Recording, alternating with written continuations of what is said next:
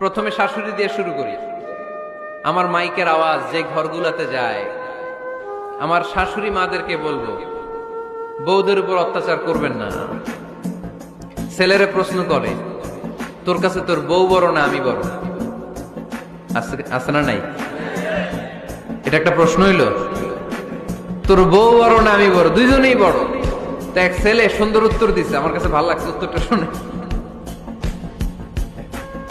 এক মা প্রশ্ন করছে, তোরে এতদিন আমি লালন পালন করে বড় করলাম, জীবন যৌবন তোর জন্য শেষ করলাম, আজকে বউ পাইয়া বউ তোর আপন হয়ে গেল? এবার ছেলে উত্তর দিছে, মা, আমার মুখ থেকে মা ডাক শোনার জন্য তুমি কি কষ্টটাই না করছো জীবনে।